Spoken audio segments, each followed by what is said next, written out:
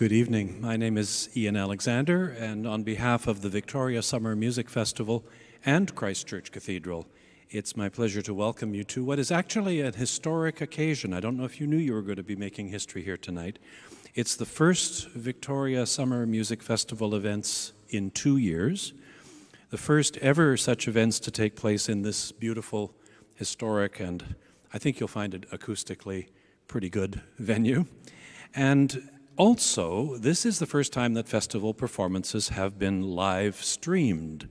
So greetings to everyone who is tuning in this evening that way. We encourage you to make use of the donate button to help support our work, and feel free also to download the program booklet so you can follow along. We acknowledge that we meet this evening on the traditional territories of the Lekwungen-speaking peoples of the Esquimalt and Songhees First Nations. We thank them for their hospitality. Just a quick reminder of the Cathedral's public health protocols. Masks are required at all times in the building. Please maintain social distancing, and you've noticed already those green cards, which have helped you find seats that meet those criteria. And I'm afraid we have to ask you to leave promptly at the end of the concert. We're trying to minimize socializing inside the space. It is a very busy summer of music here at Christchurch Cathedral. Tickets are still available online for the other 3 programs in this festival. That's tomorrow, and then again next Wednesday and Thursday, both afternoons and evenings. Tomorrow it's Canada's Borealis String Quartet playing music of Edvard Grieg and the Canadian composer Imant Raminch. On Saturday, this weekend, the Cathedral's long-standing summer recital series continues with a program this week of music for soprano, trumpet, and organ, which includes an arrangement of a Bach cantata. That is at 4 in the afternoon, and admission for those recitals is by donation. Now, I know a lot of you are chamber music lovers, and so you will want to know, or unless you already do know, that tickets are now available for the last 3 concerts in the Emily Carr String Quartet's complete cycle of Beethoven quartets, and you can find details about that and tickets at the Cathedral website. Keith Mulbeck, the president of the Victoria Summer Music Festival, has asked me to convey on behalf of his board heartfelt gratitude for the ongoing and generous support during this challenging time of all the festival's supporters, sponsors, donors, audience members. And we also thank for their financial assistance the Capital Regional District, the Government of BC through the BC Gaming Commission, and the BC Arts Council. Now, I'd like to ask you to join me in welcoming the Artistic Director of the Victoria Summer Music Festival, pianist Arthur Rowe. Here he comes now.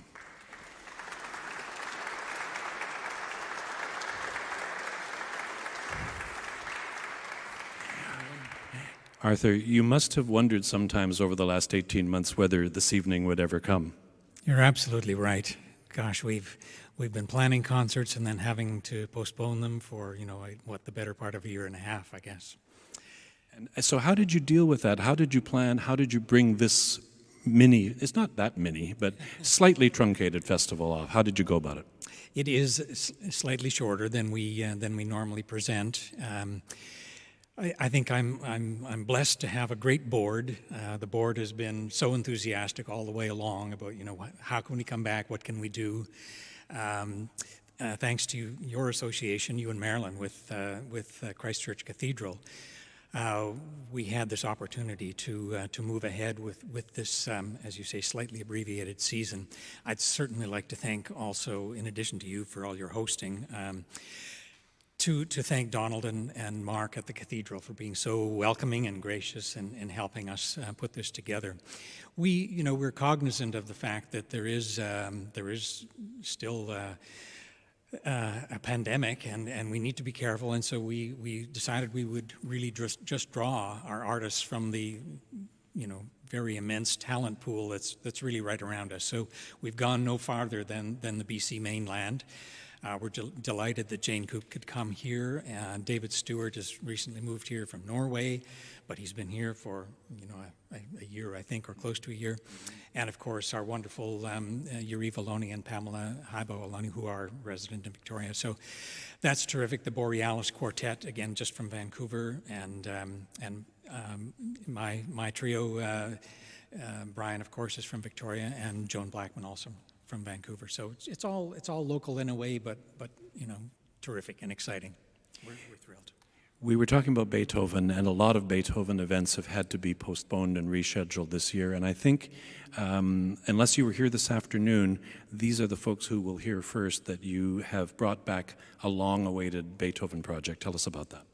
Yes, we're delighted to be planning to represent the complete sonatas for violin and piano by Beethoven with myself and concertmaster of the Toronto Symphony Orchestra, Jonathan Crowe, who many of you will know from his performances here in Victoria too. So that is scheduled back in our usual venue at Philip Young Recital Hall at the School of Music, December 7th, 8th, and 9th, 3 nights. We look forward to that. Arthur, thank you so much for getting this all together. And thank you all for being so enthusiastic and coming out for our opening series here. Thanks.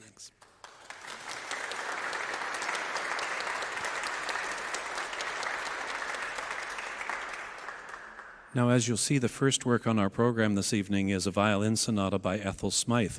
This afternoon, I asked the audience who knew a lot about or much about Ethel Smythe, and only one person put up their hand, and he happened to be a professor of musicology at UVic. And I'm going to ignore CBC radio music producers, and I'm going to ignore Robert as well as people who are, I'm going to disqualify you from this. But are there others who know much about Ethel Smythe? If not, I'm just going to share a little bit about her before you hear her music. I think you're going to be very thrilled by this sonata, and it'll probably be new to many of you. So Ethel Smythe, she lived from 1858 to 1944. Prolific English composer, also a member of the women's suffrage movement, and actually went to jail for that cause. Even as a teenager, she had to stage a hunger strike in order to convince her father to let her continue her musical studies. She attended the Leipzig Conservatory, where she met the likes of Dvorak and Grieg and Tchaikovsky and Brahms. Then back in England, she gained influential support and encouragement from no less than Sir Arthur Sullivan. Recognition was slow in coming, but Ethel Smythe was the first woman composer to be named a Dame of the British Empire. For over a century, she was the only woman to have an opera that she had composed produced by the Metropolitan Opera in New York. On her 75th birthday, there was a festival of her music at Royal Albert Hall, no less, conducted by Sir Thomas Beecham, no less, and in the presence of the Queen, no less. A happy occasion, but heartbreakingly, by the time of that festival, Ethel Smythe was already completely deaf, so she could not hear either her own music or the adulation of the audience. This sonata dates from 1887. It's dedicated to the daughter of Felix Mendelssohn. Some commentators detect in it the influence of Brahms. We'll see what you think. 4 movements, and the third movement in particular is a romance, and at the head of the score of the third movement, there is an inscription referencing a passage in Canto 5 of Dante's Inferno. That's the place where Francesca da Rimini recounts the story of her doomed relationship with her illicit lover Paolo. Now, Ethel Smythe herself had many passionate love affairs throughout her life with both men and women, and maybe that explains her reference in the score to these words from Dante's poem, and I quote, "No greater grief than to remember days of joy when misery is at hand." So here to play the violin sonata in A minor, Opus 7 by Ethel Smythe, please welcome violinist David Stewart and pianist Jane Coop.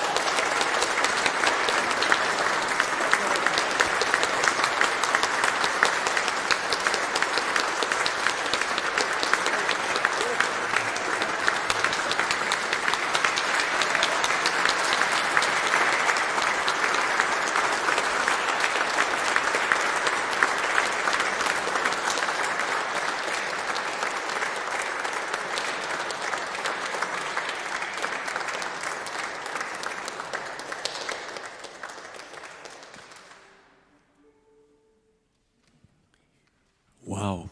Well, I told you you'd enjoy that sonata. Just before we hear the Mozart Piano Quartet, there's a little bit of a set change to do, and while that's happening, I thought you might like to have a chance to meet those performers up close and personal. So will you say hello again to David Stewart and Jane Coop?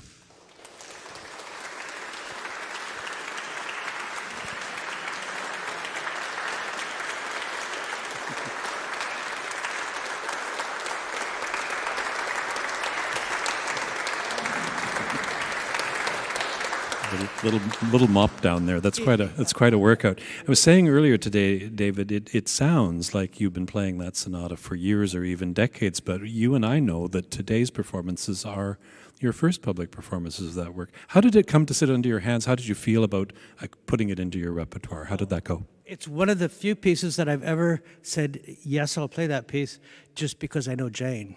And she recommended it, and I just said, okay, you know what, I'm going to go with it. And I was so happy because I sat down, I listened to the first movement, I thought, oh, wow, I don't know this piece, but it's a really good piece. Second movement, third movement, I just love the whole piece. And I think part of it is Jane and I have played together a bit now, and you could rehearse with somebody, but when you know them in performance, it goes in exponential leaps, doesn't it? When you know people in performance. So I was just very comfortable. I mean, we met last week, and boy, it was just, we went through it the first time. We thought, oh, well, few things to fix here, but basically I had the same perspective on this, yeah. So you recommended it, Jane, for programming in the festival. Why? Oh, well, I had a chance to choose from a few different, slightly out of the ordinary, out of the way pieces. I'm always interested to discover new repertoire that I didn't know that is good repertoire, and this is one of those pieces. It's not just okay, but a very, very fine piece, very idiomatic for both instruments, and I've just been thrilled. I was thrilled when David said he would do it, and we've had a great time with it. Well, that's what festivals are all about, isn't it? Is bringing people together and making great music and discovering things. Now, we're going to rediscover this Mozart quartet. And Jane, it's written in the 1780s. Mozart is also writing a lot of his big piano concertos at this time. People say it's a synthesis of chamber music and concerto. What do you think about that? In a way, I think that's true. I mean, it definitely highlights the piano, but the piano is very much a chamber instrument in this piece, which is different than the concerti. It occupies a bit of a different space for this. It's still very very colorful and very, in some cases, very soloistic, but then also coming back into the group and providing background and counterpoint and things for the other instruments.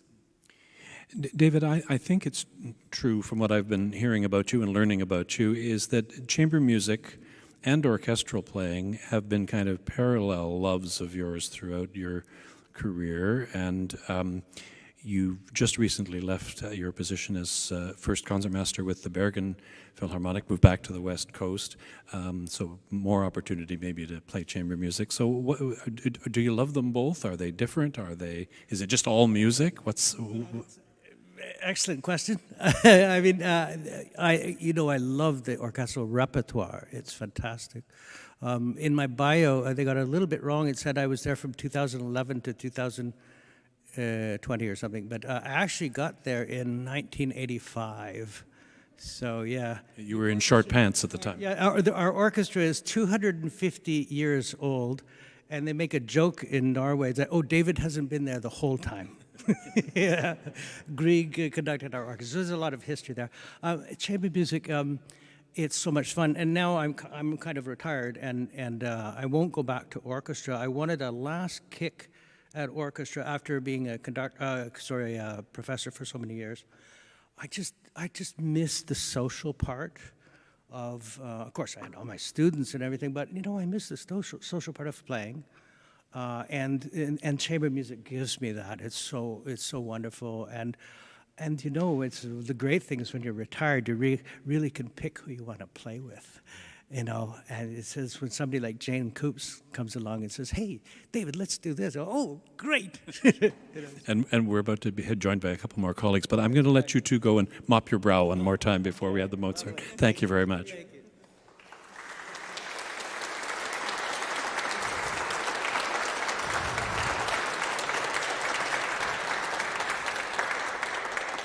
So while they're doing that, just a really quick reminder, tomorrow, as the festival continues, the Borealis Quartet will play music of Edvard Grieg, composer David was just mentioning, and Canadian composer Iman Ramnish, who they have worked with very closely. And then next week, it's all piano trios with Arthur Rowe, and as he was mentioning, Brian Yoon on cello and Joan Blackman playing violin. They have piano trios of Mozart and of Haydn and of Franz Schubert. Meantime, Mozart's Piano Quartet No. 2 in E-flat, Gershel 493. Jane Coop and David Stewart will return with their colleagues Yariv Aloni, viola, and Pamela Highbaugh Aloni, cello.